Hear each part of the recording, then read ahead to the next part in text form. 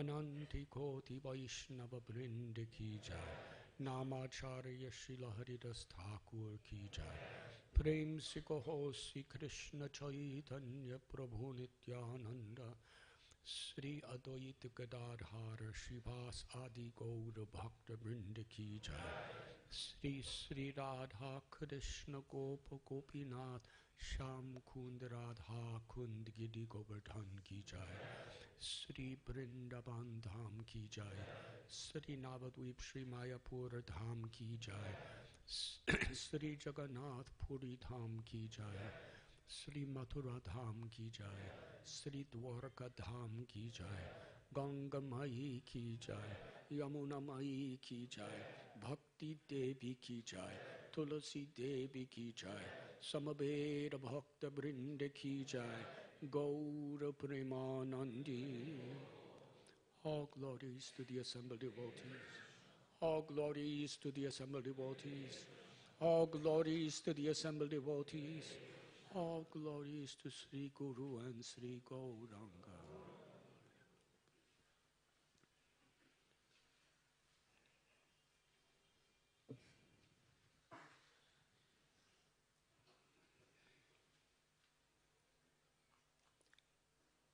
Om Namo Bhagavate Vasudevaya.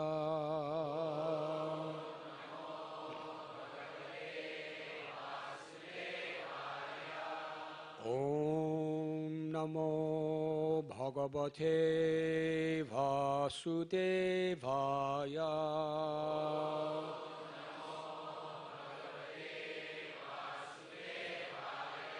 Om Namo Bhagavate Vasudevaya.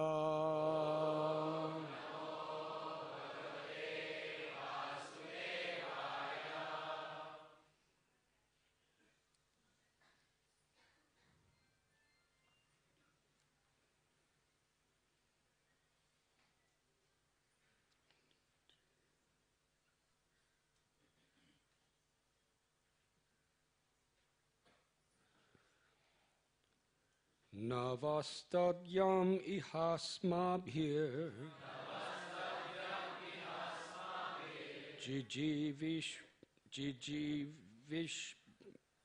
jijivishubhir aryaka prabhasam sumahatpunyam yasyamodvaya Dvaiva Machidam Navastavyam ihasmabhir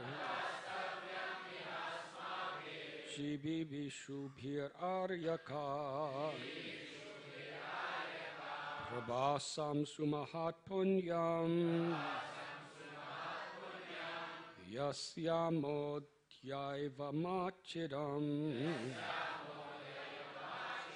Navastavyam ihasmabhir jijibishubhir aryaka prabhasam sumahatpunyam yasyamodhyaiva machidam.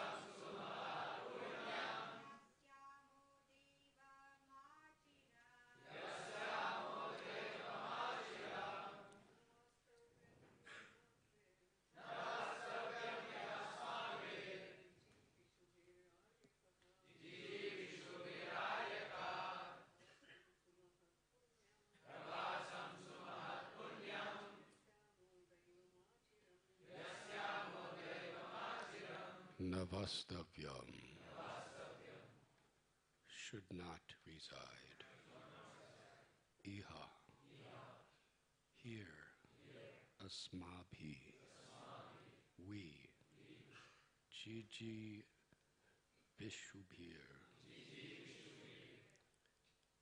desiring to live, Aryaka, O venerable ones, Prabhasam, to the holy place called Prabhasa, Sumahat, very much, Punjam, pious, Yasyama, let us go, Adya, today, Eva, even, Machiram, without delay. My dear respected elders, we must not remain any longer in this place if we wish to keep our lives intact. Let us go this very day to the most pious place, Prabhasa. We have no time to delay.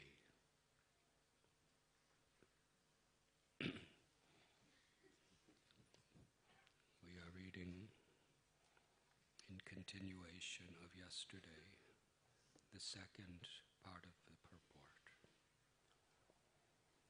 In the conclusion to his work, Mahabharat Tatparya Nirnaya, Sri Madhvacharya Pad has written the following purport to the Moshala Lila. The Supreme Personality of Godhead, in order to bewilder the demons and ensure that the word of his own devotees and of the Brahmins is maintained, created a body of material energy into which the arrow was shot. But the Lord's actual forearm form was never touched by the arrow of Jara, who is actually the Lord's devotee, Bhrigu Rishi. In a previous age, Bhrigu Muni had placed his foot on the chest of Lord Vishnu. In order to counteract the offense of improperly placing his foot on the Lord's chest, Bhrigu had to take birth as a degraded hunter. But even though a great devotee willingly accepts such a low birth, the personality of Godhead cannot tolerate seeing his devotee in such a fallen condition. Thus, the personality of Godhead arranged that at the end of Dwapara Yuga, when the Lord was winding up his manifest pastimes, his devotee, Bhrigu, in the form of the hunter Jara, would cast the arrow into a material body created by the Lord's illusory energy. Thus the hunter would become remorseful, gain release from his degraded birth, and go back to Vaikuntha Loka. Therefore, to please his devotee Bhrigu and to confuse the demons, the Supreme Lord manifested his Mosala Lila at Prabhasa. But it should be understood that this is an illusory pastime. The personality of Godhead, Lord Krishna, from his very appearance on the earth, did not manifest any of the material qualities of ordinary human beings. The Lord did not appear from the womb of his mother. Rather, by his inconceivable power, he descended into the maternity room.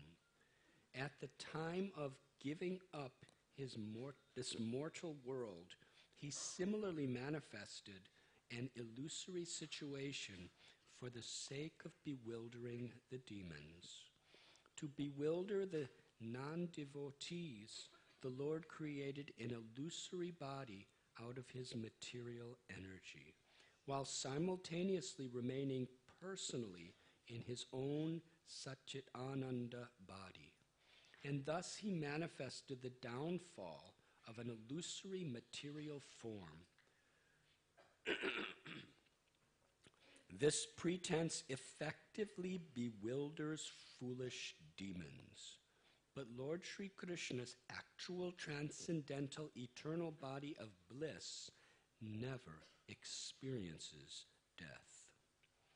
Also, at Prabhasa Kshetra, there is the holy place known as Bhrigu Tirtha, which was manifested by Lord Parasuram. The place at which the two rivers, Saraswati and Hiranya, flow together into the ocean is named Bhrigu Tirtha. And there the hunter cast his arrow. There is an elaborate description of Prabhasa Tirtha in the Prabhasa Kanda of the Skanda Purana. There are also many Palasrutis given within the Mahabharata in connection with Prabhasa Tirtha. Palasrutis are scriptural statements that promise various auspicious results for one who performs a particular pious activity. In the following verses, the Lord himself will explain the particular benefits to be derived from visiting Prabhasa Kshetra and performing religious activities there.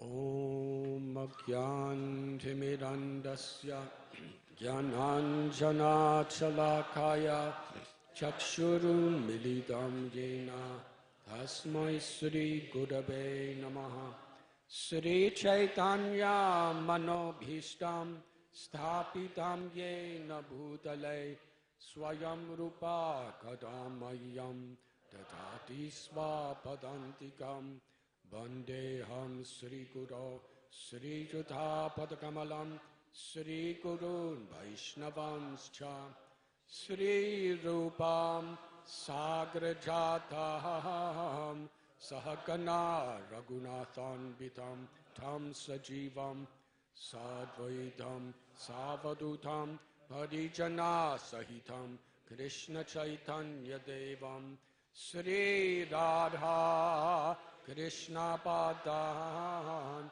Sahagana Lalita Sri Vishakan Bitamscha He Krishna Karuna Sindhu Dinabandhu Jagatpate Gopesha Gopika Kanta Radha Kanta Namostate Tapta Kanchana Gaurangi Radhe Vrindavaneshwari Vrishabhanu Sute Devi Pranamami Hari Priye Chakalpatarubhyascha Kripa Sindhubhya Cha Patithanam Bhavanebhyo Vaishnavebhyo Namo Namaha Sri Krishna Chaitanya Prabhu Nityananda Sri Advaita Gadadhar Shivasadi Gaura Bhaktavinda Hare Krishna, Krishna Krishna, Hare Hare, Hare Rama, Rama Rama, Hare Hare.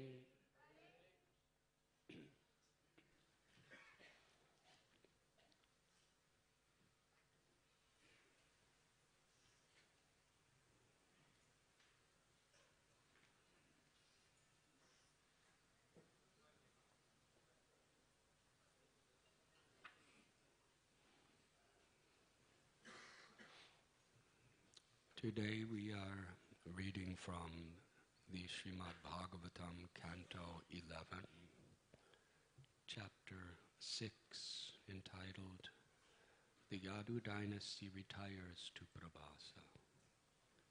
Text 35.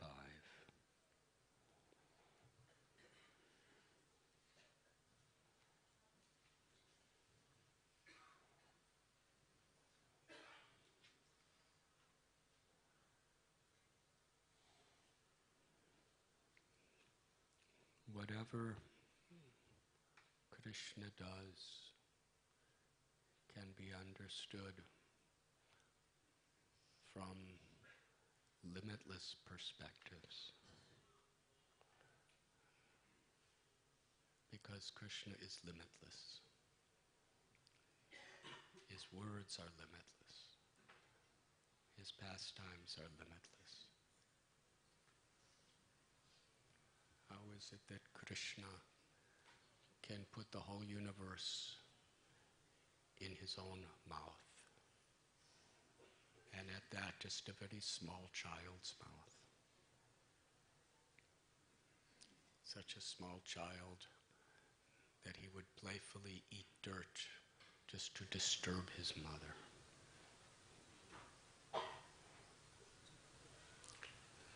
Krishna can put the entire universe in his little tiny mouth, and at the same time, Krishna expands himself as Virat Rupa, where he's the size of the entire universe.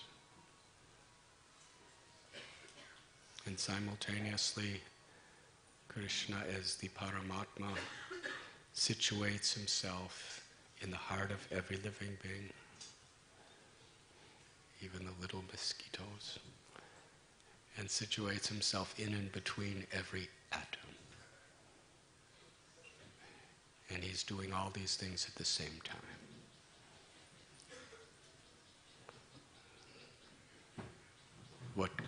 What can you or me do? Krishna is the controller of all controllers. Everything. It is rightfully said that not even a blade of grass can move without the sanction of the Lord. Imagine all the blades of grass. Not only in India, but in the whole world. Not only in the whole world, but in the entire universe. Not just this universe, but all universes in cosmic manifestation. Not a blade of grass moves without his sanction. And even where there's no grass like Antarctica or the Arctic, not a single flake of snow can move without his sanction.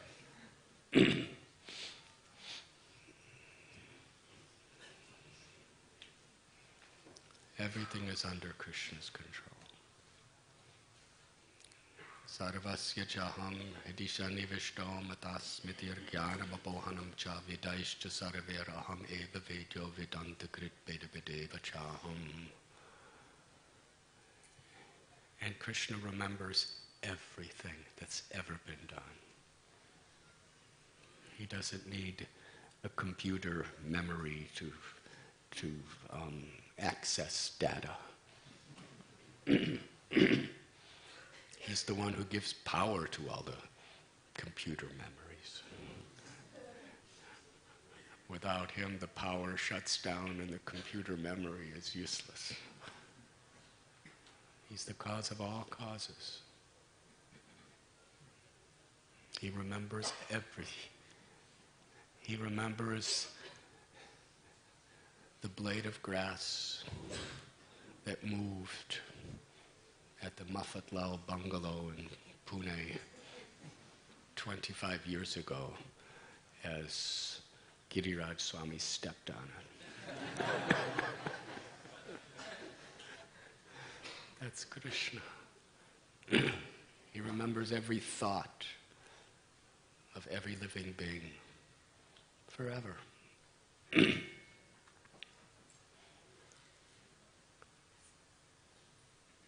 So whatever Krishna does is inconceivable and limitless.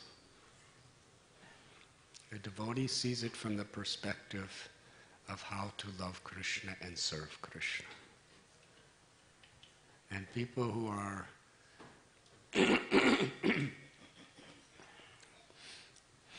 very much inclined, addicted to trying to be the controller, the proprietor, and the enjoyer of Krishna's resources within this material energy, in order to justify that,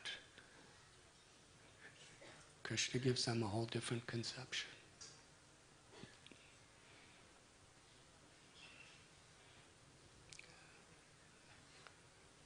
If Krishna was to manifest himself in a very universal form kind of situation, it would leave people very little choice to surrender to him. But even then, he manifested a universal form to Duryodhana, and still Duryodhana. He understood Krishna is very great, but he did not surrender.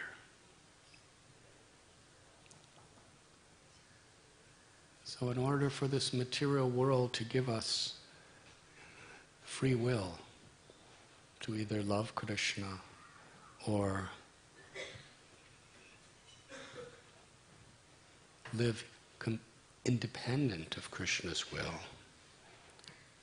Krishna reveals the world in different ways. Krishna reveals himself through material nature also.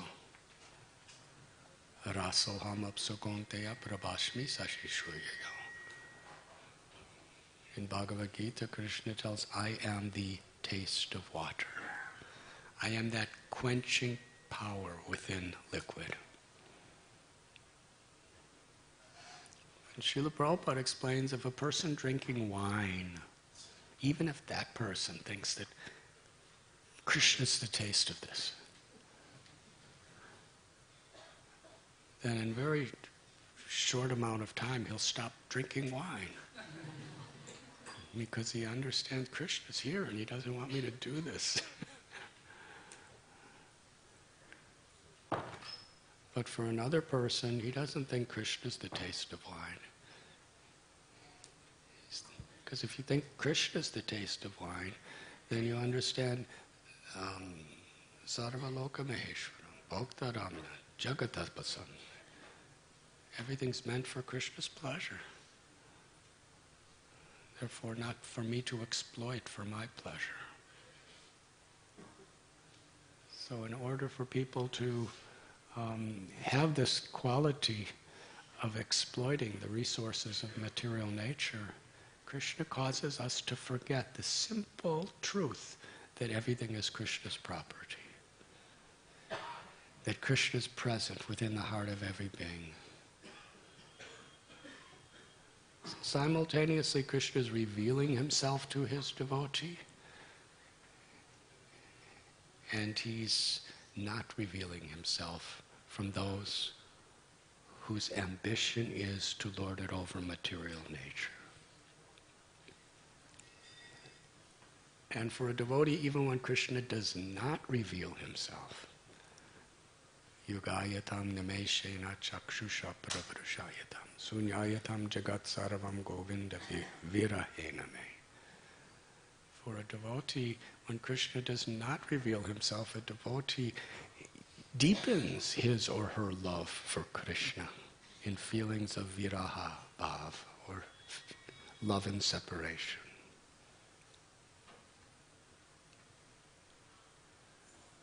But a devotee never forgets Krishna. Never forgets that I am simply existing for Krishna's pleasure.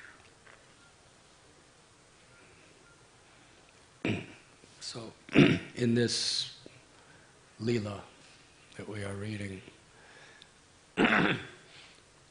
Krishna wants to give, from a scriptural and historical perspective, atheistic people some evidence to prove that Krishna was just a person like us.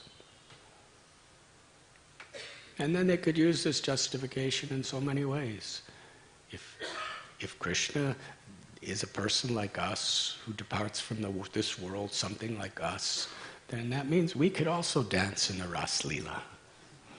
We can, in fact, have our own little Ras Leelas. But a devotee understands that Krishna has staged this pastime just so people like that can justify justify their own independent way of misusing their free will.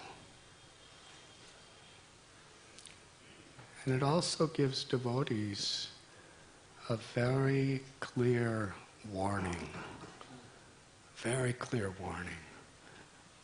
of how Krishna's material energy is so powerful, so subtle, so inconceivably bewildering, that each and every one of us, we cannot take for granted Krishna consciousness. Sharanagati, Daivi Heshu Gunamayi, Mama Maya Duratyaya, Mame Vame Prapadyate, Mayameta Tarantite. In order to not get caught up in this web of material implications, we must sincerely take shelter of Krishna. We take shelter of Krishna initially by hearing from those personalities that Krishna has empowered to represent him. Mental speculation,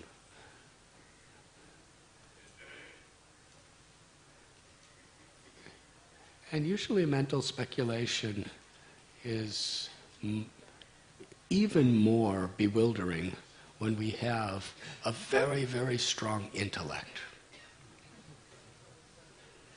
Yes, simple people, they mentally speculate all the time too. But when a person with very powerful intellect is mentally speculating, can actually convince the whole world of their speculations.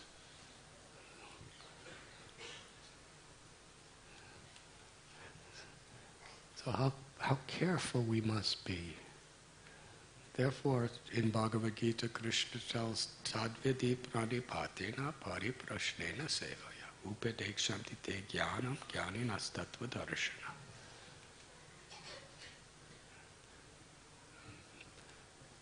That if we want to understand the truth, we must hear from a guru. And the way we hear from a guru is we must hear in a submissive mode.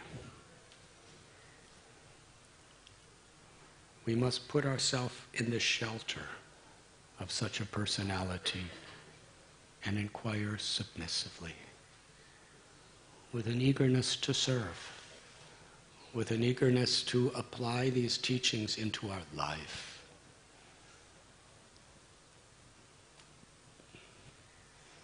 In Bhagavad Gita, Arjuna, such intellect, such spiritual status he had. And he was Krishna's dear friend. But Krishna wanted to set the stage. If we truly want to hear the words of Krishna and be transformed, we must hear the Gita as Arjuna heard Gita. Arjuna was put in a condition of crisis, a crisis that was beyond his control. There was nothing he could do to come out of it. He tried. Krishna staged it so nicely. The Kurus and the Pandavas, each one with millions and millions of soldiers on their sides, were standing facing each other, and their horses and their elephants and the foot soldiers, their chariots. And Arjuna said, please bring me between the armies so I could see who has come to assemble for this war. Krishna drove the chariot right in the middle. And similarly, in our lives, Krishna he's within our hearts. Ishvara Sarva Bhutanam Hrideshe Arjuna. Krishna's within our heart. The body's like a chariot. And Krishna will move this chariot into these situations that are very, very difficult to be able to understand. What am I supposed to do now? You see, Arjuna represents each one of us. Krishna brought you and me between those armies in that chariot. And Arjuna, who was very intellectual, he had a lot of common sense. He had very high realizations. He was trying to figure out what to do. And he couldn't. And because he was such a responsible man, he was really in the crisis of his life. Should I kill these people I love? Should I abandon my duty and just go off into the Himalayan mountains?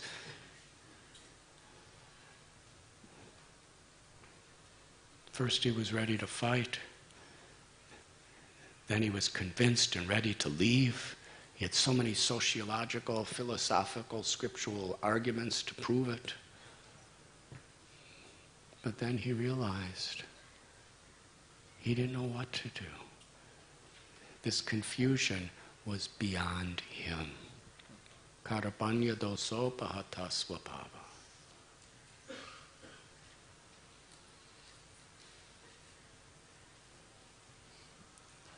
I'm bewildered. Shishyaste hamsam tvam. He said, I'm your disciple now. Please instruct me. So Arjuna taught us how we must hear from Krishna and his representatives if we want the true transformation to take place in our heart. Doesn't matter who we are. In this particular section of Srimad Bhagavatam, a similar situation is happening. There was the Bhagavad Gita. Now, equally as important for devotees is the Uddhava Gita. Arjuna was Krishna's best friend in Hastinapur. Uddhava was Krishna's best friend in Mathura and then Dwarka.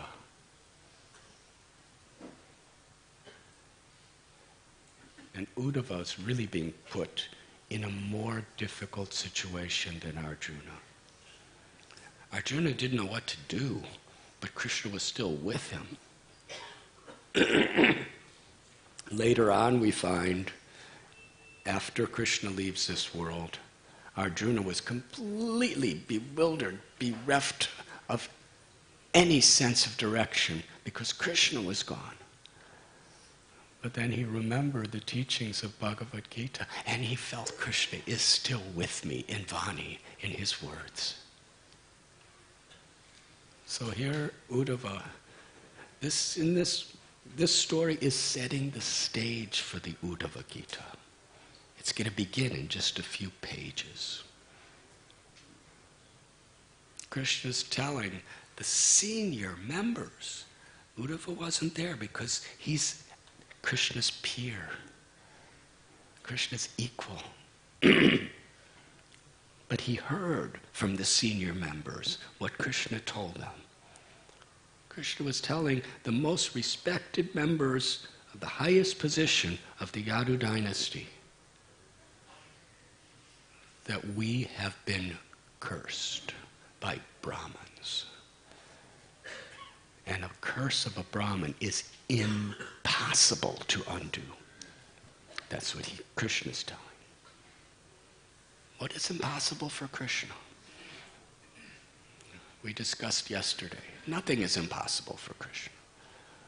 But if nothing's impossible for Krishna, then Krishna can make something impossible for him.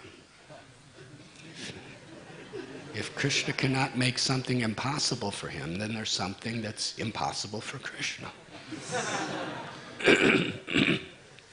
And Krishna can make something impossible for him, and at the same time he could make anything impossible for him possible. But if he likes, he could make that impossible thing that he makes possible to be impossible. For us, these contradictions are very painful situations of life. For Krishna, they are lila. They're just playful, loving pastimes. In the spiritual world, Krishna's whole life is lila, just loving pastimes. Whatever lila he does is ultimately out of his pure love for all living beings. Samoham sarva bhuteshu. Krishna is equal to everyone. But still, for those who love him, Krishna reciprocates with that love. Krishna is equal to everyone because he gives everyone the opportunity to love. And if we love, Krishna agrees to be under the control of our love.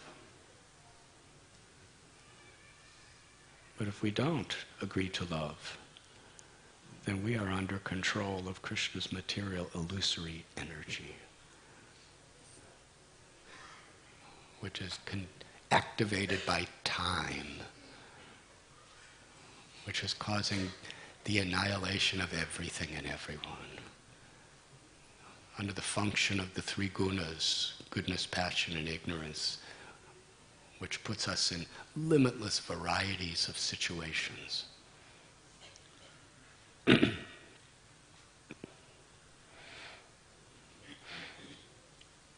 So Krishna tells, it's an impossible situation. We've been cursed by Brahmins. Krishna's own son, Samba, he was very much a part of committing this aparad to Narada Muni and the Brahmins. They were being playful, but their play was sarcastic. It wasn't just innocent play, it was kind of a sarcastic play. Because they thought that they were so great, being the sons of Krishna, being the Yadu dynasty, the most powerful people on the whole universe. They thought that they had a right to do this sarcastic little game with the Brahmins. They're devotees. It's a good lesson. Just because we're devotees, just because we have influence over other people, just because we have some knowledge, just because we could perform some austerities, just because we could sing nice or dance nice or do dress the deities nice or manage nice, doesn't mean that we have special rights, especially when it comes to how we treat other people. Whoever we are, if we have the wrong consciousness in which we deal with people, then we get reaction. The Yadus were not just devotees. They were Krishna's family members. Samba was not just a family member, he was Krishna's son. So they thought that they had some rights, and in that they became, really what it was, they became loose in their behavior. Just thinking they could just say anything, do anything, no problem. Who can do anything to us? They wanted to show their superiority. But it backfired. They dressed up Samba as a lady, and she looked just like a lady.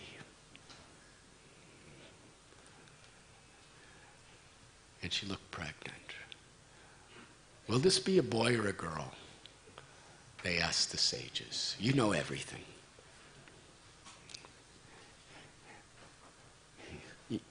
There's only two choices, boy or girl. In their question, they didn't say, is this going to be a boy or a girl or something else? They just gave two choices. Is this going to be boy or girl? If they said boy or girl, then they would just be laughed at. It's a boy. He's a boy. He's not even pregnant. So Narada Muni and his comrades, the great sages, they understood Krishna's purpose. It will be a lump of iron that will be the cause of destruction of your entire dynasty. That's all. They didn't stay to discuss the matter any longer. They just proclaimed the curse, and that was it. Now it wouldn't have been so striking until there was a lump of iron that was there coming out of Samba.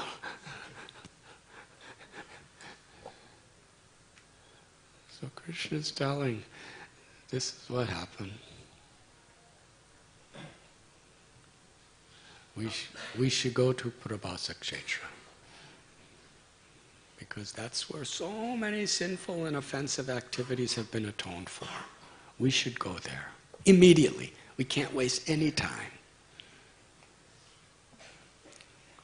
Krishna activated.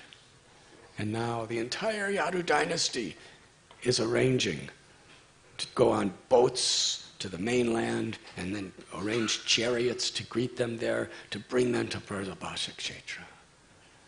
And when Uddhava heard about all this, he understood what was happening. He knew that the whole Yadu dynasty was about to destroy themselves, and that Krishna was going to leave the world. His best friend. Uddhava saw what happened when Krishna left the gopis. Because he went to Vrindavan, and he saw the love of the gopis. But he saw that the gopis' love, the only way they could maintain their lives were the thought and the hope that Krishna would return, because he did promise to return. But this situation's even more difficult, because Krishna's not just going back to Vrindavan, he's not just going to another place, he's leaving the universe. He's winding up his pastimes. Finished. He's not going to be anywhere anymore. Uddhava, in certain ways, was even in a more distressful condition than Arjuna. And Uddhava approaches Krishna. And essentially, like Arjuna was telling Krishna what he was going to do, Uddhava was begging Krishna, let me go with you. Get me out of this material world. I'm your friend. I just want to be with you. I have no attachment to anything of this world. If you're leaving the world, please let me go with you.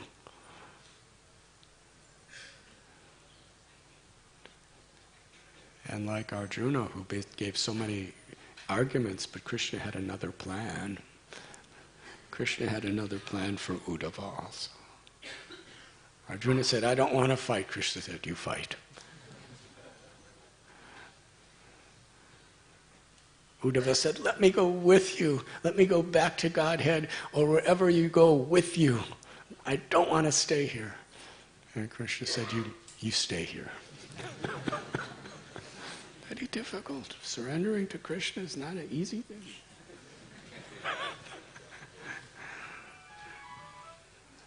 But not surrendering to Krishna is also not an easy thing. So this is something devotees have to come to grips with. Nothing is easy. Nothing good is easy.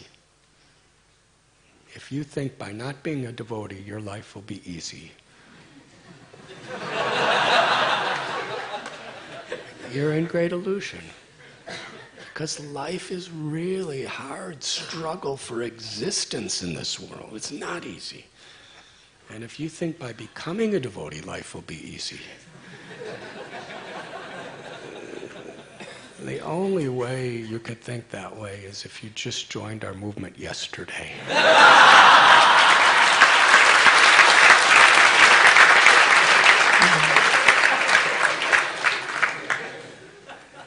Life's just not easy. Things happen in material life that we could have never expected. Why? And when we become devotees, things happen that we never expected. Why? This is not what I expected. This is not what I signed up for.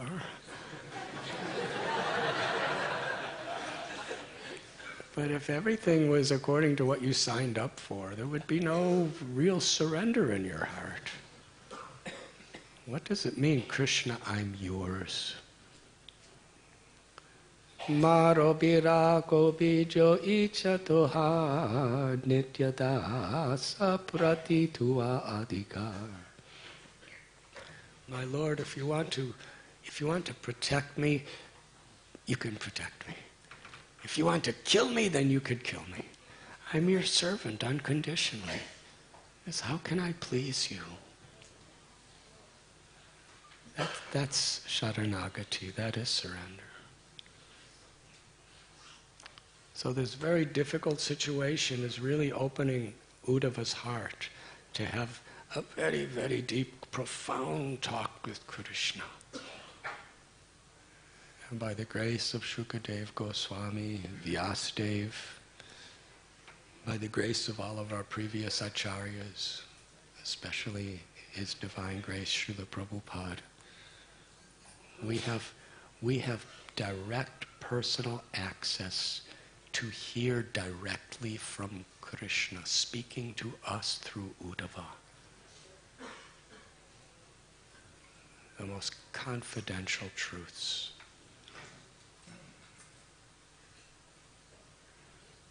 One time in 1966, Srila Prabhupada brought a small handful of devotees to the Anand Ashram in upstate New York. That was Dr. Mishra's ashram. And Prabhupada would speak there and lead kirtan there, and just brought a few of his devotees from 26 2nd Avenue. And one of his first devotees, Hayagriva Prabhu, he was sleeping outside in this beautiful ashram. So many trees and landscape, completely quiet. He was laying under the stars. It was a very warm, starlit night. And he had a dream. In that dream, he saw Krishna speaking the Bhagavad Gita to Arjuna. Such a wonderful dream. Then the dream switched, where he saw Srila Prabhupada teaching him, Hayagriva Prabhu, Bhagavad Gita. And he woke up. The next morning he told Srila Prabhupada about this dream. He said, I saw Krishna teaching Arjuna Bhagavad Gita, then I saw you teaching me Bhagavad Gita, and in my dream I understood both, they were exactly the same thing. Seeing Krishna teaching Arjuna and seeing you teaching me was exactly the same thing. Srila Prabhupada smiled and he said, yes, you have understood properly. So when we hear from our Guru, it's the same as Arjuna hearing from Krishna. With these words, I am going to transition this class into Shamsundar Prabhu's book release.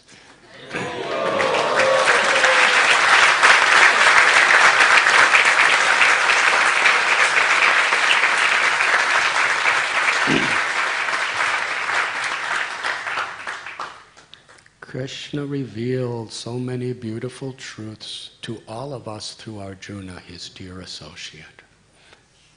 And then he revealed so many divine truths through Uddhava, his most dear associate.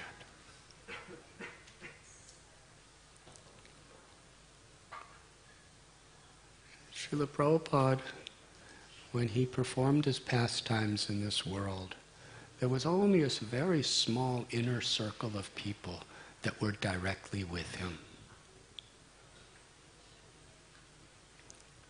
95% perhaps of the devotees of our movement hardly ever, if ever, spoke a single word directly to Srila Prabhupada. Our association with Prabhupada was reading his books and serving his mission in separation. And if we were really fortunate, we would get to sit in the audience of one of his classes. That was rare. That was extremely special. But nobody expected to talk to Prabhupada. Even devotees, because Prabhupada was so busy, in the very beginning, Prabhupada spent a lot of time with everyone in San Francisco and 26 Second Avenue in New York. But as the movement began to expand, it was not possible. Most people in our movement were even ordered, do not write a letter to Prabhupada. Because it takes so much of his time to answer letters, and he has thousands of followers. He wants to write books. He wants to spread Krishna consciousness all over the world. If you have any questions, you ask those people who are the senior devotees, the leaders. The leaders of our movement, we would follow what they said. We would get our inquiries answered by them, all of our directions. And who are those devotees? Yes, the vast majority of Prabhupada's disciples never spoke a word to Prabhupada, and Prabhupada never directly, physically spoke a word to them. But those people were as empowered and were in the presence of Prabhupada as much as those who were traveling with Prabhupada for years, because they were learning to be the servant of the servant of the servant. They were hearing from Prabhupada's books, they were hearing from Prabhupada's tapes, and they were hearing from those devotees who Prabhupada spoke to. Like we're hearing, like Hayagriva was hearing. So to actually witness Srila Prabhupada from the perspective of Prabhupada's intimate inner circle of followers is one of the most beautiful blessings in our life.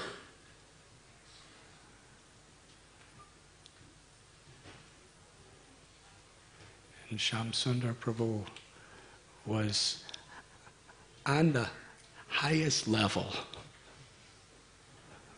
of association with Prabhupada, one of those intimate associates. 1966, he first heard about Srila Prabhupada. Yamuna Devi came back from New York. Mukunda Maharaj was writing to his best friend Shamsundar. And in January of 1967, Shamsundar was there at the airport in San Francisco to greet Srila Prabhupada. But he didn't just come to greet him like this. He had already organized this whole mantra rock dance before Prabhupada even came. You heard of the mantra rock dance? It was very historical. I'm going to give you a small interpretation of my understanding of history. When Srila Prabhupada came to Butler, Pennsylvania, he was trying to understand the psychology and the way Americans think from Sally Agarwal. When he came to New York, very difficult, living in the Bowery and so many places. But he established 26 Second Avenue, and in the counterculture of the Lower East Side of New York City, he actually established Krishna consciousness. And it started spreading through New York City. When he went to San Francisco, through the mantra rock dance, and through being in Haight-Ashbury, the counterculture capital, Srila Prabhupada established Krishna consciousness strongly in the entire nation of America. And then when Srila Prabhupada went to London, and his devotees connected with the Beatles and were recording best-selling songs of the Hare Krishna mantra, Srila Prabhupada actually established Krishna consciousness throughout the entire Western world. And then when Srila Prabhupada came to India in 1970, he re-established Krishna consciousness in India. So before he even met Srila Prabhupada directly, Shyam Sundar Prabhu was working so hard, but for him it was ecstatic fun. But hard work. He was chasing rhinos with the Swami before he met the Swami.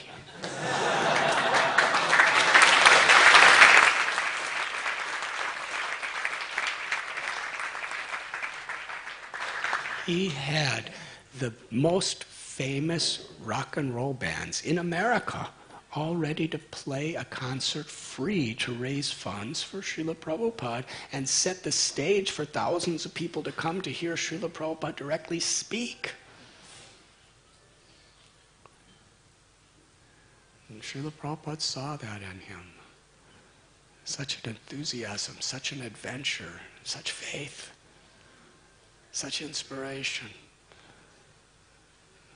So from the very beginning, he became one of Srila Prabhupada's closest followers. Srila Prabhupada had him carve the first Jagannath deities. He had Shyam Sundar make, Prabhupada with a pencil drew a picture of a Ratha Yatra chariot and had Shyam Sundar make the first chariot. In so many ways, Shyam Sundar was right in Prabhupada's room at his side, spreading Krishna consciousness throughout San Francisco and throughout America.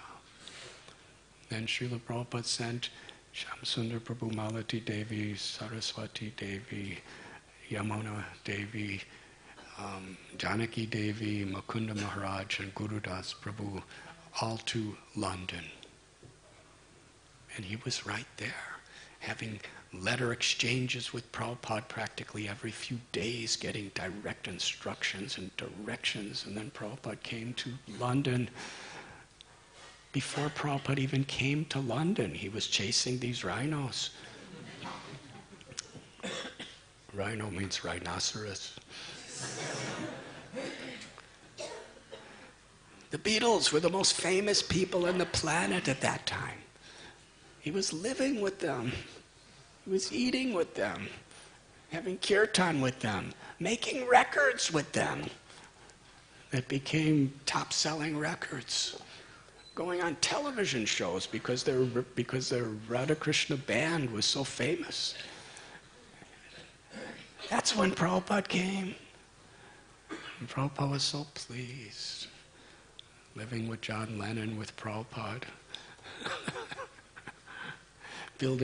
He was in charge of building the first temple in London for Prabhupada.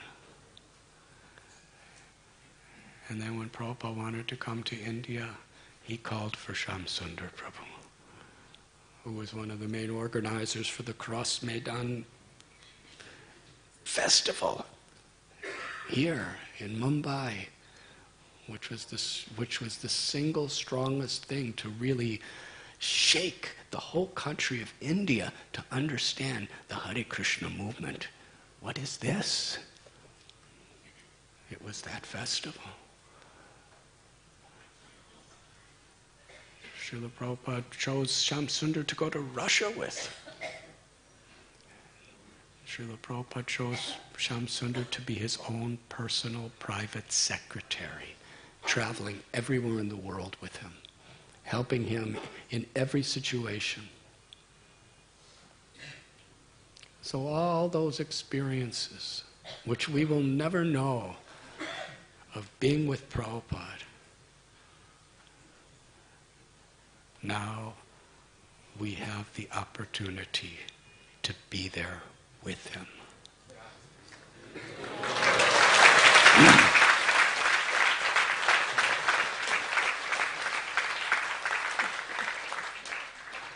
When he was Srila Prabhupada's secretary, he used to write beautiful, poetic, devotional letters to our whole society of what's happening with Srila Prabhupada.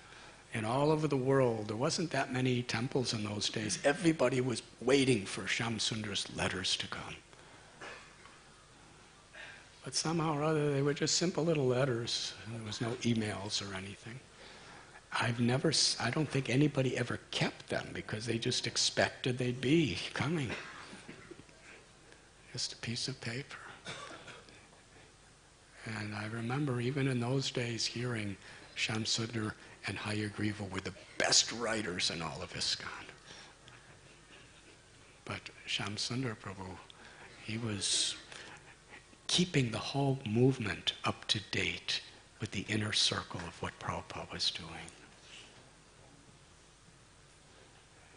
And now with this book, which he's been planning to write for about 40 years, he's written it. And he's prepared for 40 years to write this book. Through his prayers, through his reading other types of literatures to get his style, and through perhaps the most extensive research of what Srila Prabhupada did, who he was with, what he said, in every incident that he gives us in his book.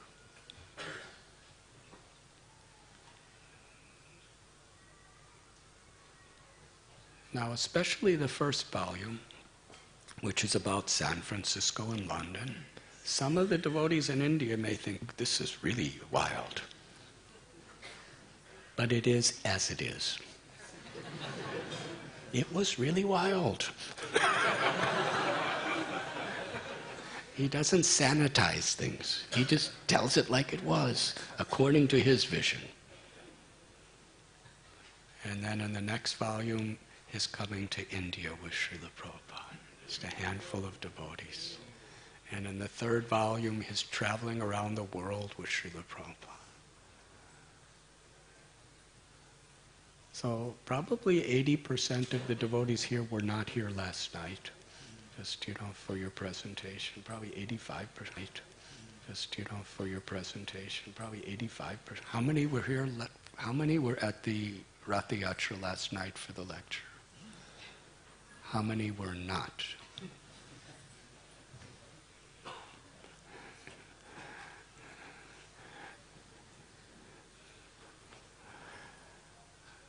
With these few words that I've spoken,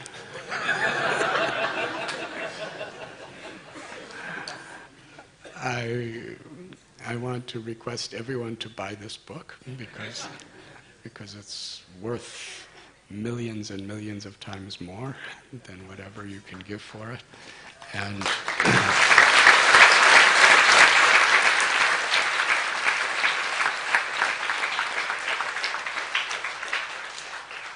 and bhakti is reciprocal. When we buy a book and read a book, we're actually reciprocating with the devotee who has given that book. When somebody's giving a class and we actually come and we stay awake and we listen, we're reciprocating with the love of that devotee. Nothing is just ritualistic or formalities. So now we are going to hear directly from His Grace, Shyam Sundar Prabhu.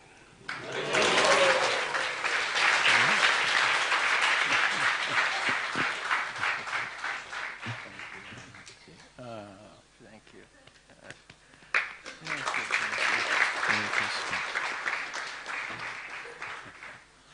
He's got another appointment somewhere. Oh, okay. Oh, you stay here. how fitting it is, how perfect it is that this book, my book, should be launched here in Mumbai. Bombay, I'll never get used to the word Mumbai. It's always been Bombay for me. For two reasons. As I talked about last night, the one person, after Prabhupada of course, who's more responsible for this book appearing and happening, the one person most responsible for that is Radhanath Maharaj. Thank you so much.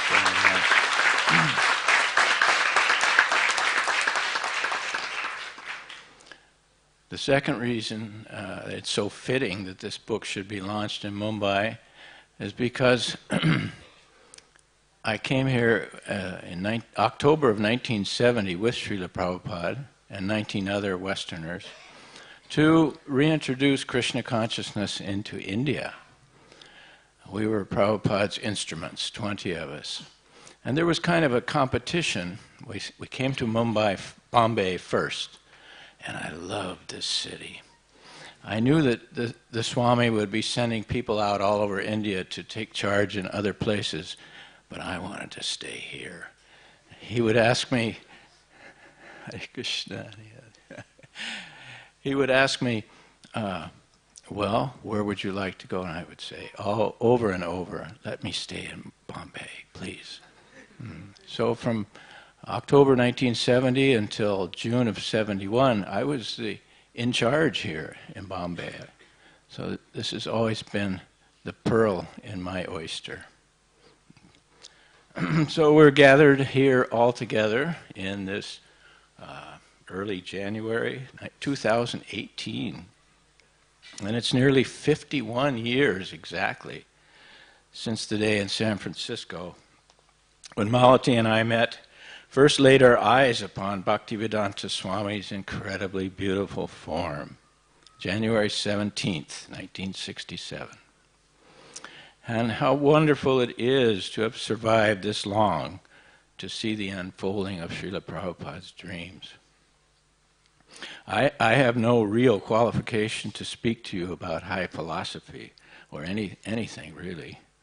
And my only qualification perhaps to be with you today is that I was a witness, a close-up and intimate witness to Srila Prabhupada's historically unique appearance among us. I was the errant but capable child at his feet in San Francisco as he unfolded his plan and taught us the ropes. One of his troops in the pirate band, and then his point man raising havoc in far-off lands behind enemy lines. Then I was an officer and had troops of my own. And then most blessed of all, the secretary, the right-hand man to my spiritual master. For nearly 2 years, I ate, slept, worked, and played at the side of our master, never out of hearing from the tiny bell he rang to call me. And now, by Krishna's grace, I have survived to be the scribe, the chronicler, to tell the story of our master's deeds. Not just his deeds, but I've painted the strokes of his face, his ever-moving eyes, and the grace of his hands as they rise and fall, reject and beckon and guide us to the promised land. Over the past more than 4 years now, I've written 3 big volumes of a book called Chasing Rhinos with the Swami. This one.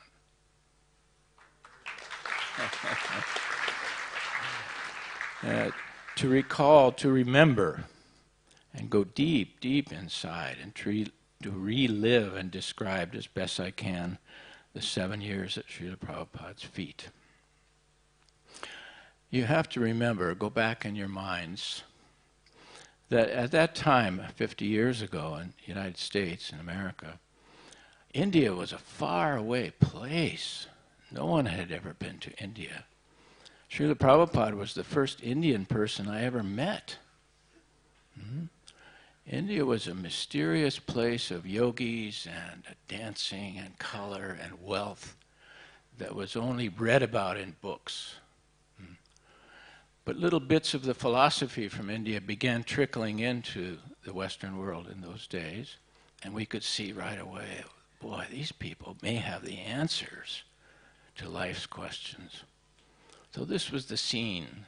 No one had ever been to India. There was no communications, global communications yet, or global travel. It was very rare. So when we first saw Srila Prabhupada, it was something gloriously unique. No one had ever seen such a person, the Swami. So I'm just going to read a few passages from those first impressions. Bhaktivedanta Swami is the most attractive person I've ever seen. And this guy only works for Krishna. He's the messenger. So how beautiful Krishna must be. The Swami's physical beauty seems ever fresh and energetic, fueled by a special energy, like the fluid grace you see in youth. The Swami's eyes, his large mouth, his facial expressions, they all play together with everything he says. He would break mid-sentence, a dramatic pause, like returning to the tambura drone in an Indian raga. He seems to know everything, and I can't take my ears away. And we said, okay, Swamiji, you've convinced us that Krishna is God, and we are his tiny servants, bound to him in what you're calling devotional service. But now, what do we do? And this is the Swami's famous reply. We should always be enthusiastic to try for capturing the rhinoceros. That way, if we fail, everyone will say, never mind, nobody can catch a rhinoceros anyway. And if we succeed, then everyone will say, just see what a wonderful thing they have done. So more than anything else, I remember this, that Bhaktivedanta Swami instilled in his early students one overriding idea: to chase the rhino. Dare to pursue the biggest goals for Krishna.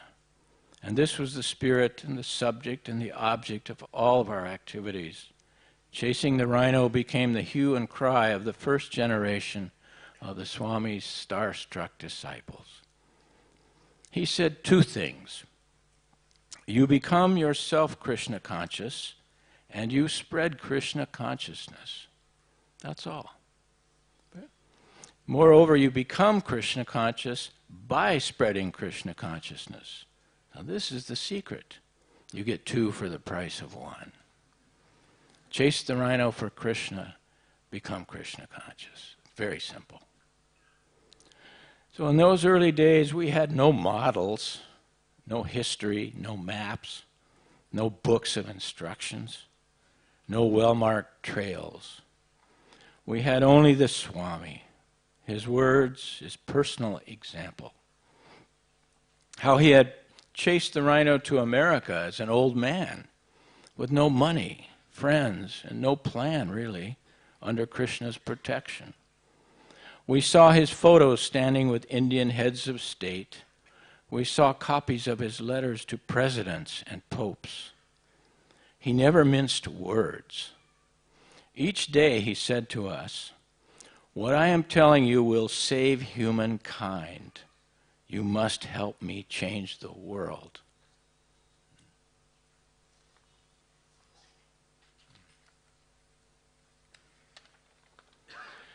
This is a passage from the early book. Swamiji had explained in a lecture that Krishna most appreciates devotees who risk the most on his behalf. And if you risk everything for Krishna, he must personally intervene to remove the obstacles to your risky service. Now, most of us in the Haight-Ashbury in 1967 were there at great risk anyway. We gave up the comforts of homes, educations, careers, and society to become outcasts searching for meaning. Many of us had already at a young age traveled widely. We'd taken great risks with drugs and the law, and we carved out an independent lifestyle. So we immediately connected with the Swami's courage. We understood his message, that to get Krishna you must take risk. You can say that we were all on a great adventure with the Swami, and it was the most exhilarating adventure of our lives. The Swami was this beautiful creature, this great yogi and saint, the highest man we'd ever met. But he pierced the veil of awe and distance and separateness to embrace our hearts like his own children. Another passage from the book. Swamiji sits lotus style on a thin mattress on the floor behind a low coffee table. Morning sun pouring through the window. I mark his radiance, his beaming, wide-eyed face, his eyes looking straight into mine, the swollen bow curve and tremble of his dark, full lips around big teeth. So beautiful, I nearly faint. Motioning me now to scoot over and sit beside him behind the low table. His grace, his fragrance, which I later learned is sandalwood. He slips his glasses from a little case and takes his pen from another case, and brushing my arm with his shoulder, the soft rustle of cotton and jolts of electricity shoot through my neck, and I'm overwhelmed with well-being. Do you know bookkeeping? He asks me. So this was the Swami's management style. And chasing the rhinos is risky, high adventure. That's one thing, the theme of our activity. But the activity itself should be practical. Bhaktivedanta Swami harnessed what little practical talent or skills that we had and personally fit them into the larger task. He made you feel important, that your tiny service had huge consequences. And little by little, the Swami gave us someone to love, something to do, and something to hope for. The three ingredients, the three secrets to happiness and successful life. Another passage from the book. Right off, one of the things I liked best about the Swami, he made you laugh. He was always calm and content, sure, but more than that, he was jolly. Even discussing very serious subjects, there was often the play of a smile around his lips, a chuckle to make a point, chuckle by chuckle, building our inner glee. And then, suddenly, the guffaw, the quick delight. And when he's really surprised by the overtly absurd, a full rounded belly laugh trembles his body and tears stream from his tight squinted eyes. He told us, you will feel yourself transcendently joyful in spite of your present physical body. Just like if you eat, you'll know yourself that you are eating. You are feeling strength. You are getting enlightened. Similarly, if you take this process of Krishna consciousness, in spite of your present physical body, you'll know that you are having something transcendental. And that feeling will come with you. Krishna is always jolly. And if you join his society, you will also become jolly. Another passage. Whenever you came to the Swami's door, your heart was in your throat. This feeling never left me, even after 1,000 trips to that door. There was a heightened sense that something marvelous was about to occur, a tingling in the blood. You never knew what to expect, just that it would be a wonderful surprise, whatever happened. He'd be sitting behind his little table or in his rocker clicking his beads, dressed in saffron, maybe with a white sweater, sunlight through the south-facing window shining on his freshly oiled head, and his face a radiant gold, emerging from some deep bliss. And he would welcome you, no matter what hour of day or night. In early 1967, with the San Francisco temple, the Swami now had 2 temples in the world.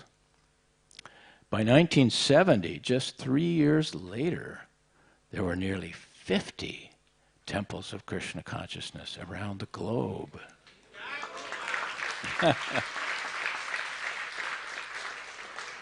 How could this happen? What is the secret of such success? How did Srila Prabhupada manage this rapid, vast expansion? There was no email, no phones, only letters, the mails, which may take a month or more to reach you in those early days. So we can say that Prabhupada managed by his instructions, by his personal instructions, in the form of handwritten or typed letters, personal letters, letters between two parties, the manager and the managed, between the Swami and me, or Malati, or Mukunda, or Satsvarupa, or Brahmananda, whoever and wherever that person was. Detailed letters, everything you needed to know, not only to grow in Krishna consciousness, but also to manage your local affairs. I'll read parts of a long letter I got from the Swami in early October 1968, about 1 month after we had arrived in London. Just to give you an idea of how our great general managed things in great detail. My dear Shamasundar, please accept my blessings. This is early October 1968. Since I received your letter dated September 26th, that was like 2 weeks before, I have not heard anything from you. So I'm very much anxious to know about the London affairs. You will be glad to know that Shivananda has already opened our ISKCON Radhakrishna temple in Berlin.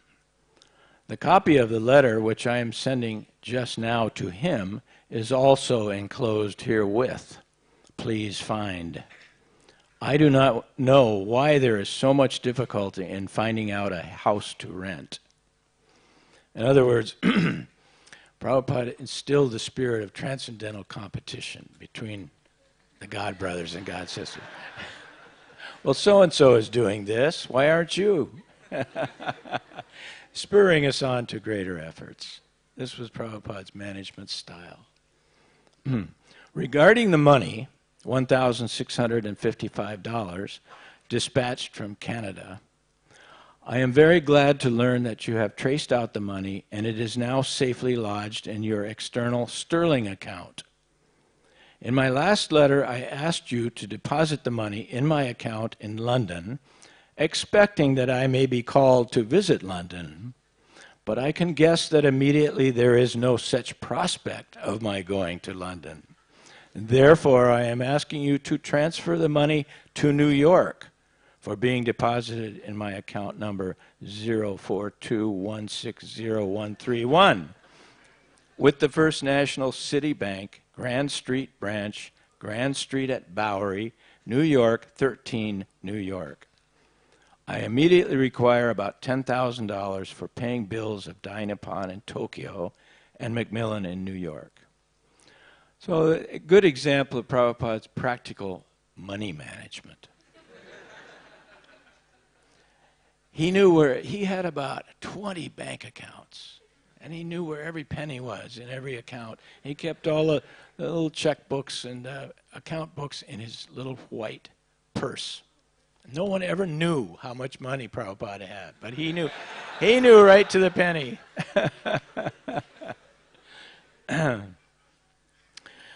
He's also informing us of his victory in printing Bhagavad Gita, finally, at last, and he's slightly disappointed in our progress. This is only 6 weeks after we were in Britain. But he's spurring us on to try hard, since there is no prospect for me coming there. Here in L.A., the Kirtan party headed by Tamal Krishna and others are doing very nicely. They are selling back to Godhead, sometimes more than 100 copies, minimum 50 copies, and collecting donations $30 to $50 every day. So are you getting some collection by holding kirtan in different places? There must be some source of income, otherwise how you can maintain yourself there. And we were barely surviving. We had no money. More transcendental competition, stirring us to try harder. Others are victorious. Why aren't you? I am also trying to get one secretarial office in the Church Center of the United Nations with a view to confer with the heads of the United Nations, both political and ecclesiastical, to propagate our Krishna consciousness. So he's busy chasing rhinos. What are you guys doing? I have sent some drawings to Jamuna Devi for the certificates, and I hope she is taking proper care. I understand Malati is having some rheumatic condition, and it is causing pain and numbness. The best thing is to take hot baths and massage with camphor oil. And if it is too much painful, use Sloan's liniment. The best thing is to consult with some expert physician. The Ayurvedic medicine, which I could recommend, is probably not available in London, but if there is any Ayurvedic shop, let me know and I shall recommend some medicine. The best thing is to chant Hare Krishna loudly. This is Prabhupada's very personal concern for each and every one of his soldiers in the field, his love for his family.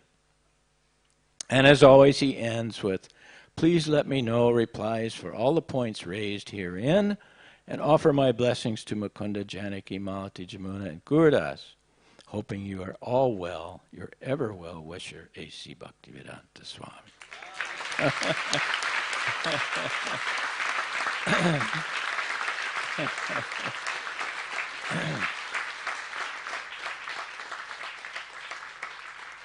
So this managing Srila Prabhupada's explosive expansion was the hardest work we'd ever done, before or since. Here's a paragraph from the book from our early days in London in June of 1969. This is almost 1 year later after being in London. We're still only 6 devotees, basically. And there are 4 or 5 interested young Britishers. But we're all living in scattered suburbs, distant suburbs around London. And Prabhupada wanted us to have a Rath Yatra. So I'm building this huge Rath car in my backyard in a distant suburb of London, almost single-handedly. We had just rented a 5-story building in downtown London, which had to be completely demolished and rebuilt inside, major remodeling. So here's a quote from the book. So my schedule went like this. Work all day on the Rath car in Balham, drive to London at dark, work all night at Berry Place, where the temple was, then drive back to Balham at dawn to sleep for a few hours. This went on day after day through June and July of 1969. Mukunda and Gurudas are furiously pounding the pavement to get planning permissions for Berry Place from the Camden Council and a Ratha Yatra parade permit from Scotland Yard. Also, they are trying to raise money to satisfy my unending thirst for wood and bolts out in Balham.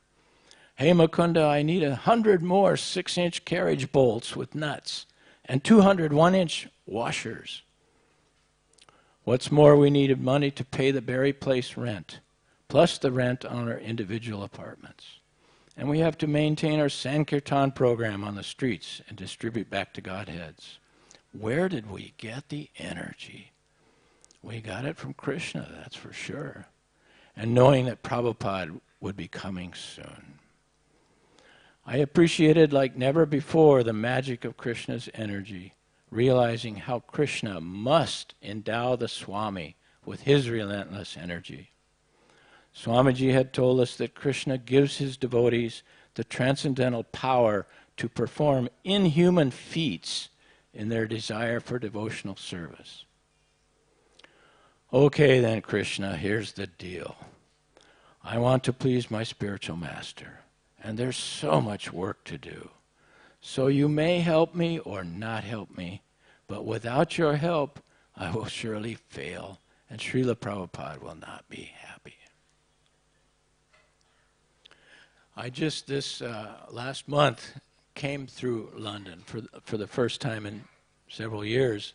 I spent 3 weeks in the UK in November. And as I traveled around the country, I was overwhelmed by how big Krishna consciousness has become in the UK. I can see now, too, from this perspective, how this is all largely due to the Indian community in UK. The Indian community has now merged with the British devotees to create a spectacular Krishna conscious presence in Great Britain. But you have to remember back, when we first arrived in 1968 in UK, the Indian community was quite small compared to today. And many, if not most of the Indians living in London in those days were recent refugees from Africa. Some of these nations were having terrific political problems like Kenya, Uganda, Tanzania, Zimbabwe. And many Indian people in those countries left to go to live in England. And they were living closely and together, but in distant suburban neighborhoods of London. They weren't culturally or spiritually organized yet. And there were a couple of small temples, Hindu temples in homes, but far away from downtown London. So when these Indian people did meet us, they weren't sure about us. We were kind of pushy. We were on fire. We were dreaming these huge dreams. And what was this all about? What were we all about? This is not the way Hindus act. So they were rightly skeptical in general. We started making some friends among the Indian community, and they became more and more convinced by us as we had dinners in their homes and we told them about Bhaktivedanta Swami.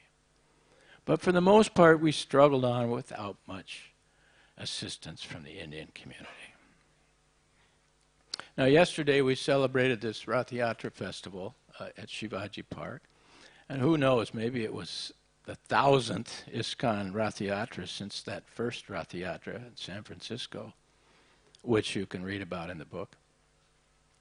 But our first Rath Yatra in London in the summer of 1969 was one of the most memorable in history for the very fact that it failed. We built this huge Rath car, much higher than this room even. The biggest Rath car ever built, I think it was. And I built it almost single-handedly.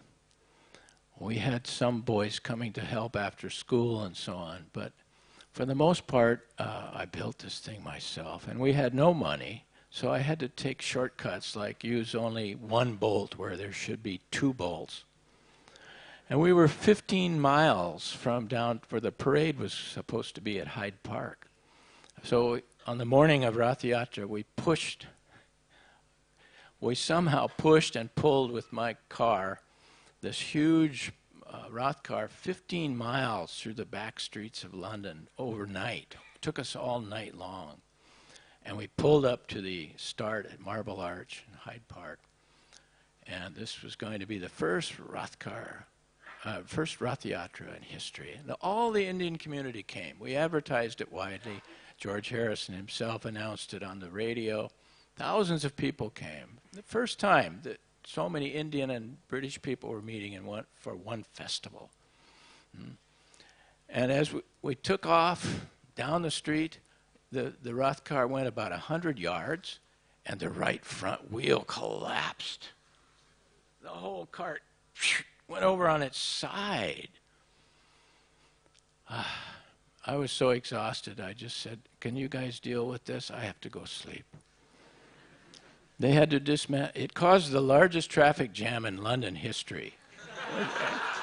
Right in the middle of the main street, in front of Hyde Park. Park Lane was blocked. So So they dismantled it piece by piece, and the parade went on. They went on to Trafalgar Square carrying the deities. But I was broken-hearted by this.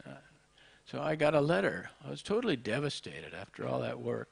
I was practically suicidal that I had failed so completely. Then I got this letter from Srila Prabhupada, and he put it all into perspective. This is his letter. When I first heard that the wheels of the car collapsed, it was so great a shock to me that the whole day I was sick and morose. And now, after receiving this letter and your pictures, I am very much enlivened.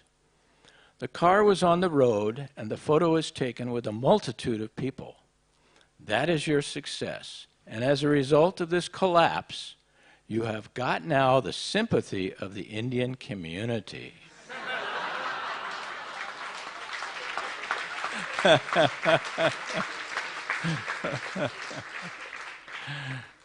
As well as all the people of London. I think we may take it as Krishna's grace that the difficulty took place at the very beginning of the procession and not later on when the Ratha was in a more populated area. So do not feel discouraged at all. By Krishna's plan, everything will come out for the best. This is Srila Prabhupada.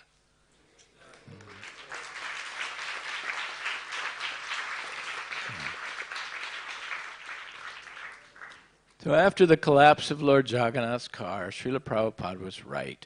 The London Indian community woke up, and they saw that we were for real. And they came forward in a huge wave of outstretched arms, desiring to help spread Srila Prabhupada's movement in the UK. And a few weeks later, Srila Prabhupada arrives in London. And here's a description of his arrival. September 11th, 1969, Lufthansa Flight 234 arrives from Hamburg at 13:40. It's 75 degrees Fahrenheit at Heathrow. The sliding gates part, and in he strides among us. This is 1 year after we had left him. We're seeing him for the first time in 1 year. He strides in among us, laughing and touching our heads as we bow. Garlands piled around his shoulders. Like thirsty refugees in from the desert, we drink in his presence. Ah, Srila Prabhupada, our glorious spiritual master, is here. For the Swami's arrival in London, the timing is perfect. His movement has a strong foothold in Britain. Krishna's name is being heard daily over the radio, on the television, in newspapers, magazines, by millions of people throughout the land. Swamiji's landing in the UK to greet his old disciples and meet his many new ones, and to deliver what I considered his most powerful interview yet to the world press. And then be whisked off in a Rolls Royce with a liveried driver to one of the poshest mansions in England, the guest of one of the most famous people in the world. Prabhupada's 5-story temple in the heart of London is under lavish construction, and money is flowing in.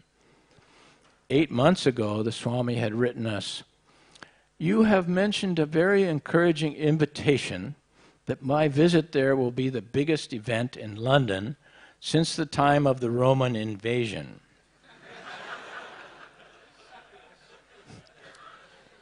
Actually, this will be so. This time there is no question of invasion, but this time if England is prepared, they will receive something sublime which they cannot produce in their country, neither in Manchester, Glasgow, nor Edinburgh. So our dreams of that big event were realized that day as Prabhupada arrived in Great Britain like a king. And a few days after Srila Prabhupada arrives, the London Indian community meets A.C. Bhaktivedanta Swami Prabhupada for the first time in a public meeting at Camden Town Hall. And the rest is history. And this is another quote from the book. Many of the Indian families we had met over the past year were there at Camden Town Hall that night, getting their first glimpse of Srila Prabhupada.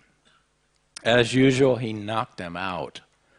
And now they began to understand the disciplined fervor of this general's London army.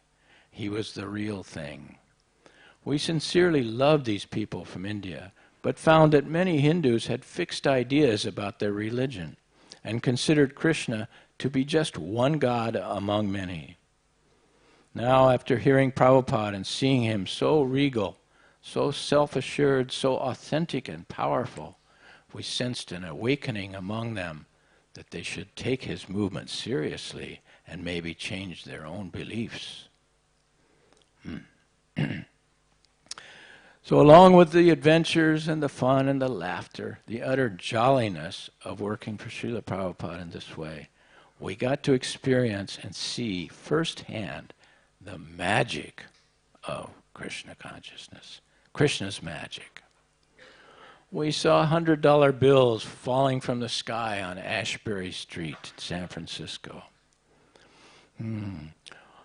What about the man waiting in the queue in a bank in downtown London who knows me from San Francisco and just happens to be a real estate agent who has a 6-story empty building a few paces off Oxford Street and a block from the British Museum, and for a very cheap rent? Or the bolt of lightning that convinced George to print the Krishna book? Or the appearance of 4-foot marble Radha and Krishna deities 2 days before their installation? Do you know that story? How the deities appeared in London? This is magic. I'll just tell it briefly. We had been working probably 8 months, something like 8 months, to build this fabulous temple in downtown London, right in the center of London, a block from the British Museum, 100 feet from Oxford Street.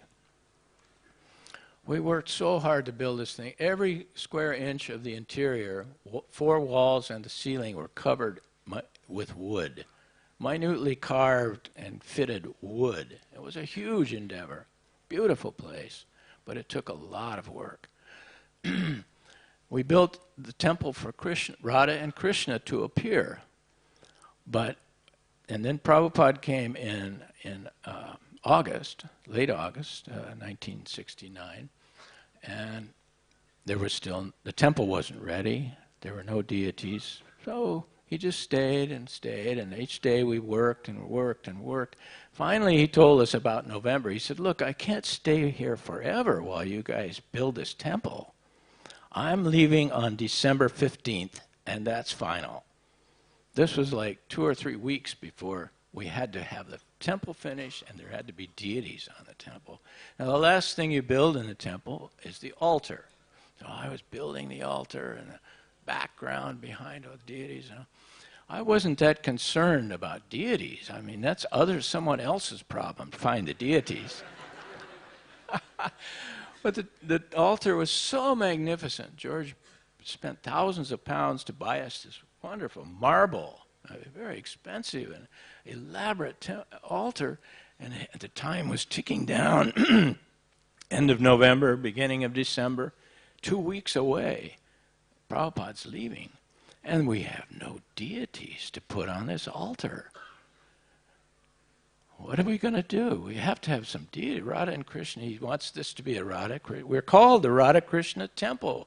We're a rock group called the Radha Krishna Temple. We have no deities of Radha and Krishna. We had some little tiny ones, but they're not going to look right up on that huge altar. So I said, look, I'm building this thing. You guys worry about getting the deities. So from day to day, we didn't know. I mean, December 6th, 5th, 6th, 7th, every day passed by. Prabhupada was writing to his godbrothers in India, "Please send deities by air cargo. We will pay." We sent teams out all over London looking for deities. There wasn't such a thing in London in those days. Even you couldn't find Indian grocery shops yet. What to speak of worship paraphernalia, deities. But I always thought, well, it'll happen. Krishna will send them.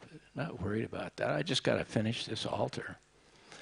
And then one day, Prabhupada called me to his room. I think it was probably around December 5th, maybe 7th.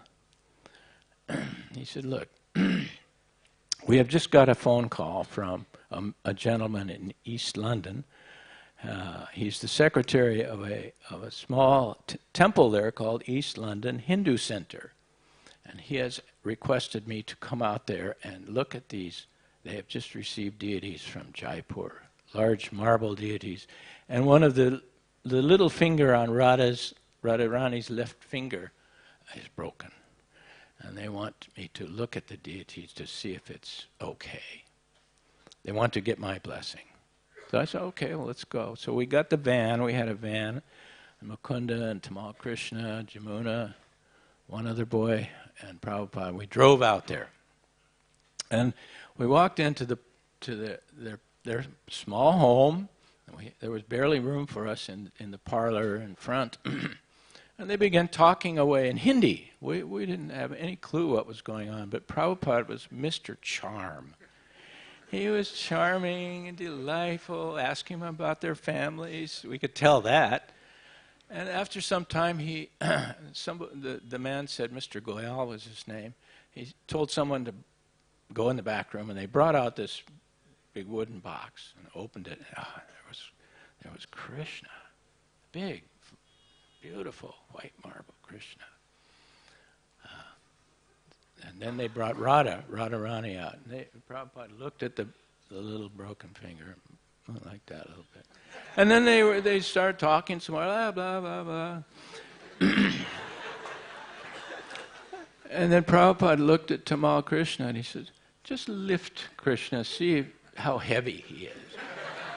So Tamal went over there, and with great effort, he lifted the deity up. It's not that heavy, Prabhupada said, take him out to the van.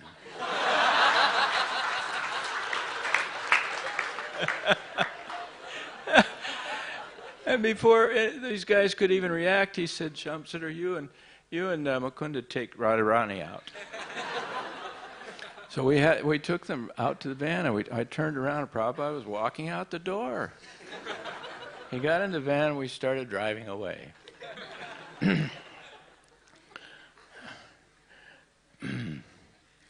So another thing Prabhupada says on the trip back to Berry Place, Krishna has played a great trick. Just like when Krishna's mother tried to tie him with ropes because he is such a rascal stealing the butter, and by his magic power he makes the rope too short. So Mother Jasoda brings more rope, and still it is too short. Like that, another trick has been played. Krishna wanted to come here, so this chip on Radharani's finger is just another Krishna's trick.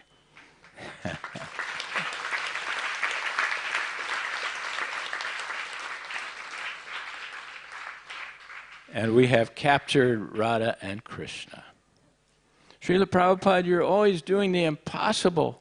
You're the greatest magician, Tamal Krishna says. I am not magician. My only credit is that I am presenting Krishna as he is. The magic will act as soon as you become a pure devotee of Krishna. The magic will be done by Krishna, not by me or you. So this volume 1 is filled with hundreds of stories like this, displaying Srila Prabhupada's amazing magic. We don't have much time, I suppose, huh? Can I tell a couple little stories from India? Okay. This is actually volume 2. You're not going to get that one for a while. I've just finished editing the first edit on this volume 2 last week in GEV. But just to tickle your fancy a little bit, I'll read a couple of passages from volume 2. This will be the one you like the most because it's about India. Prabhupada came here with his dancing white elephants, October 1970. Bombay. Here's some passages from Bombay. Prabhupada would take his morning walks in the hanging gardens on Malabar Hill, where other prominent gentlemen took their daily stroll. From the moment we'd start up wide stairs to the park, big industrialists, government leaders, the cream of Bombay society would rush to greet him and try to touch his feet. There was a casual imperial cadence to Prabhupada's walks at hanging gardens. Prabhupada strutting with his shoulders cocked, loose in his hips, like a Lippinzaner purebred, the weight on his heels, feet flicking to the side. Bhaktivedanta Swami was the talk of the town. Here's another one from Bombay. As Prabhupada spoke on those golden mornings, the raucous caw of a crow outside, coo, coo, coo of pigeons in the courtyard, we are mesmerized by changing expressions across his golden face, like the play of cumulus and sunlight over a varied landscape. One moment he's from another world so impenetrable to us, self-contained king of all he surveys. And next he's tossing a ball to you in a friendly game of verbal catch, maybe a fastball to see if you can catch it. He might break from describing Krishna's vast cosmic design to a real concern for your upset stomach. Just try a little bicarbonate of soda, 1 spoonful in water. One little last one, Mumbai. Prabhupada's energy and vitality seemed to get stronger and stronger with each day in India. He was constantly talking to people. People would come. We never saw him sleep. He would take only a little food. He would encourage us to eat huge amounts, but he took only a little. We were so excited, full of expectation of great things ahead. Of course, there were down periods when we all felt like, this is too difficult, living like this. I just want to go back where there are dishwashing machines and hot water. But living this close to Prabhupada just made everything so easy and so light. The whole thing was painless because it was so much fun. We didn't have anything. Sure, sometimes we were chauffeured in limousines and we ate huge banquets, but next day we'd be packed like sardines in a garlic-breathed train, eating a handful of chickpeas. The jolly mood snared us deeper and deeper into Prabhupada's tender net.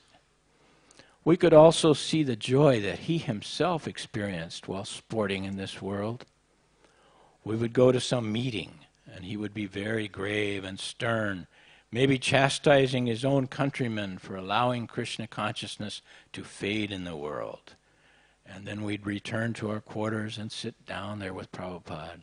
And he would recall something funny that happened at the program and break into uproarious laughter.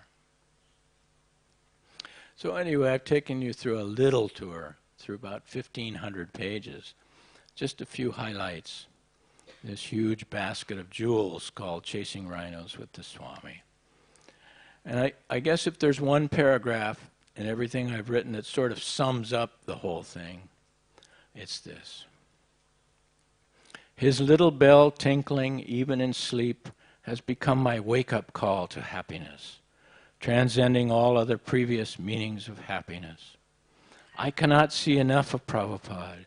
The physical beauty of his face, especially his face, captures my eyes from morning till night, and I feast on his endless allure. He trusts me. He depends on me. How can I possibly deserve such mercy? He is in my care, I thought, forcing me to rise beyond all other considerations. I'm his audience, in a way. He seems to be energized by my laugh. He tries things out. He floats ideas. I'm his sounding board, his straight man. What do you think, Shyamasundar? He catches my glance from across the stage, raises an eyebrow like, how am I doing? His smile and his laugh, especially his laugh, are all that I live for. So for the past 4 years, Srila Prabhupada has lived with me in this way, deeply, right here. I thought it was going to take about 6 weeks to write down all of these memories. I thought, man, I don't have much. I can't remember much. That's 50 years ago. And I wrote for 3 years, every day, sitting down from every morning. Sometimes I would look up out my window. It would be dark. And I would look down, I'm still in my pajamas from the night before. A lot of Prabhupada has always told us that Krishna is the memory. Krishna says, I am memory. Everything came back somehow or other. Even in my dreams, I'd hear Prabhupada dictating next morning's work. I'd wake up, that's what I do, yeah. All right. Anyway, that's it. I'm self-publishing this book so that the profits from these sales will go for printing the next, will finance printing the next volume. I'm 75 years old now, so I don't really want to work anymore. So this is my only income is from these books, to print more books so I can travel and preach to you guys all over the world about Srila Prabhupada. Because there's nothing much else to say. I just pray that you will help me in this loving endeavor. We're going to set up the book stall, I think, in the front courtyard after this meeting. Thank you so much.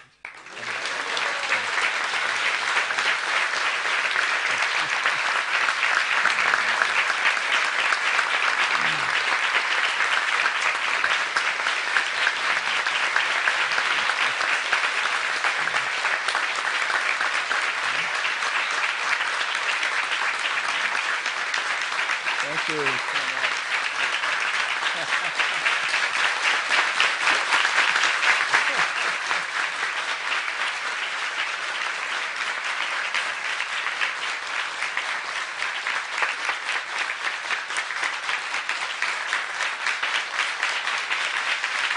Srila Prabhupada.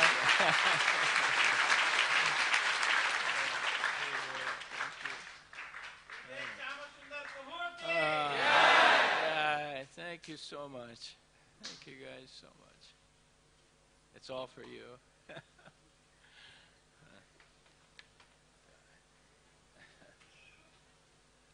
What's next?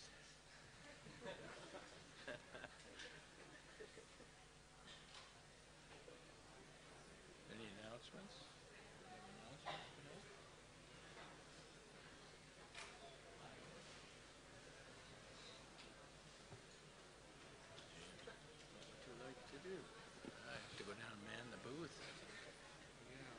Questions and answers, but people might start leaving, so yeah, it might be good for you to man. I better get down to man the booth.